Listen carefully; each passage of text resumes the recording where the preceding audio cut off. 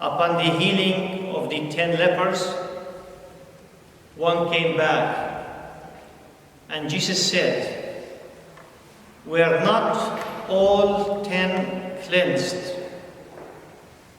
Where are the other 9? Luke chapter 7, verse 17. The beneficiaries of today's healing endured the stigma of a painful and brutal illness, beside to their emotional distress of being a reject and outcast in the society as lepers. Their way of life was like the animals of the wild. Their illness was not the sole threat to their life. Hunger, hygiene, emotional distress, along with the conditions of their living, all could have caused them death. In the reading of the Gospel, it says, they stood far and they cried with a loud voice, and they said, "Jesus, Master, have mercy on us." Because they were not allowed to be in any vicinity nearby other people. And if anyone would come close to them, they had to alert them with a loud voice and say, "We are impure," meaning stay away. And if families wanted to bring them food, they had to leave the food at a distance and leave. So this is some of the conditions of what these people had to suffer. When Jesus stepped into their life, he was the most astounding, miraculous presence. Meeting Jesus was the biggest prize someone like them could ever win in a lifetime. Jesus brought them liberation from their inhumane and cruel suffering and illness. They are no longer a reject and outcast of the society. They became free to go home. They could freely be reunited with their families, loved ones, their friends. Death was no longer an imminent threat hanging over their heads. Jesus practically moved them from the status of the dead to the status of the living.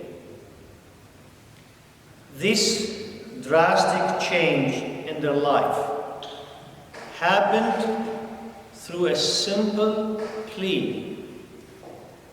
"Jesus, Master, have mercy on us," they said. Luke chapter 17, verse 13. The 10 lepers asked for mercy, and Jesus granted them mercy.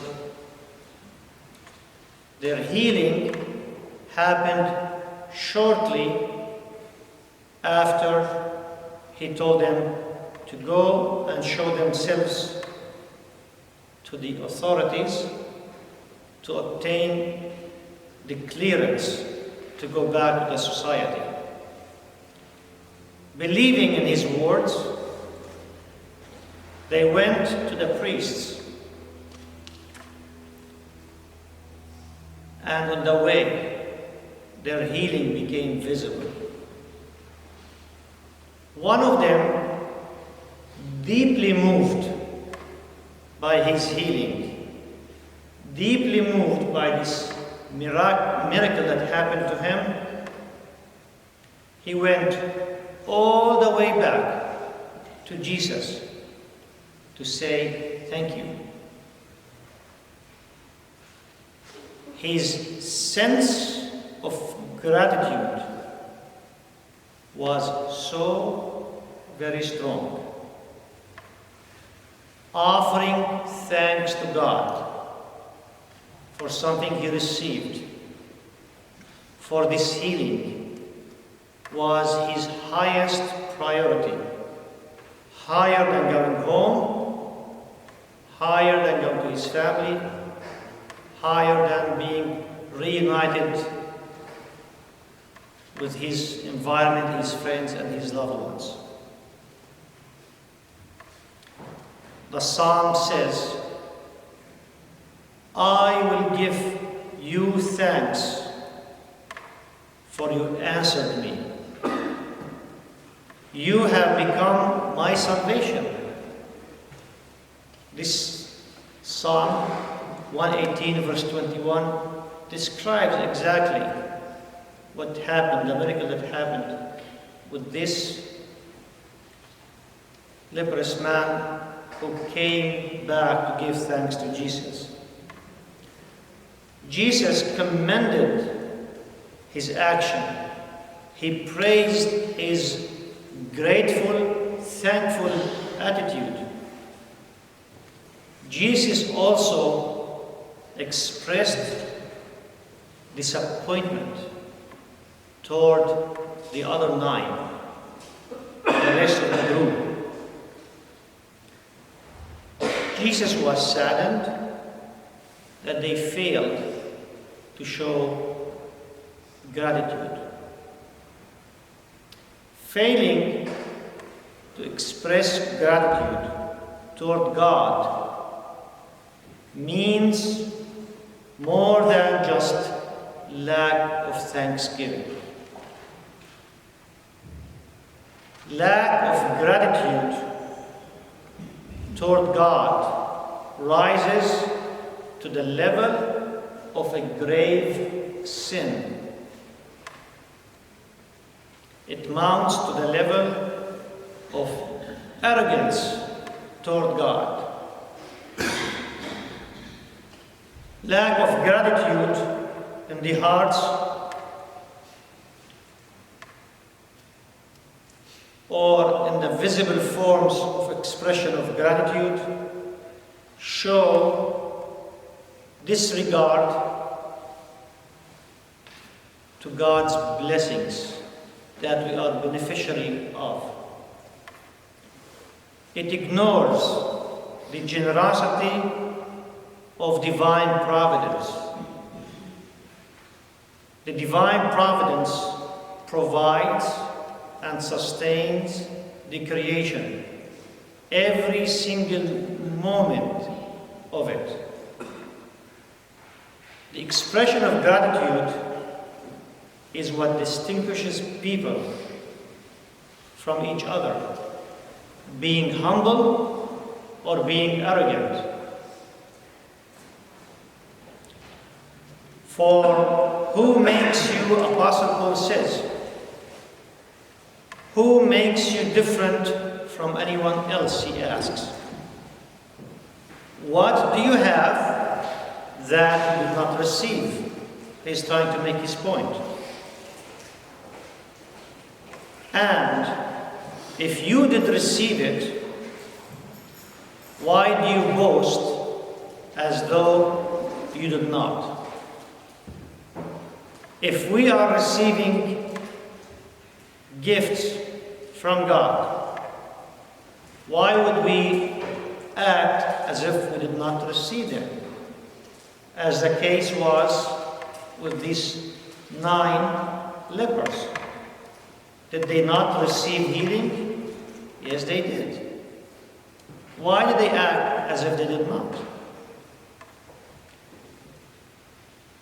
lack of gratitude toward God it gives rise to vices within the soul. So the lack of gratitude is something deeper. The ungrateful person fails to recognize, to acknowledge his weaknesses. This failing causes the floodgates of vices to attack and defeat the person. The lack of gratitude will give tremendous power to sin to rule over our life. On the other hand, thanksgiving teaches the soul that God is the source of its salvation. It teaches the soul, thanksgiving teaches the soul the need for self-examination. It teaches the soul the need to discover one's own sin. Grateful appreciation of the blessings of life that come from God, and all the blessings and everything we have come from God. Giving this appreciation, expressing this gratitude is a form of confession. Gratitude equals confession. Gratitude gives the soul the gift of humility.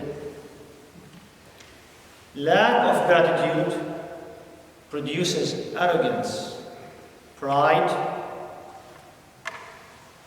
It's almost a blasphemy. And in many times, it can be a blasphemy. When someone does not contribute the creation of this entire universe to God and does not thank God for this creation and comes up with all kinds of excuses and theories to attribute that to something else, is that not a blasphemy? The 10 lepers of today's gospel represent all the people that are tormented by sin. The people who are tormented by sin, they live in a similar way to these 10 people. Sin breaks the bond of family, friendship, and the normal, healthy life. Sin causes the person to go to war against himself. Sin turns man against himself. Something different, the person becomes something different than what God created him, than what God intended for him to be, than what God intended for him to behave. Sin turns him into something very different, many times similar to a wild animal, as was the case with these lepers. The leprosy led these people to the exile, and sin leads people to exile in a figurative way. Gratitude to God will save the person from being estranged from God's grace. Offering offering thanksgiving to God is an important nutrition to the soul. Acknowledging that God is the source of our bounties is as important to the soul as water to the plants. Jesus personally gave us himself a role model of offering thanks.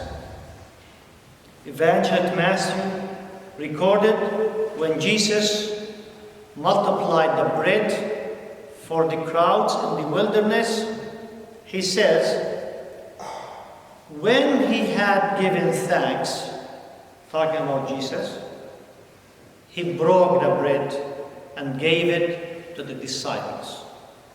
And they in turn to the people. Matthew chapter 15, verse 36. And this is not the only example. There are so many examples where Jesus would give thanks to God first.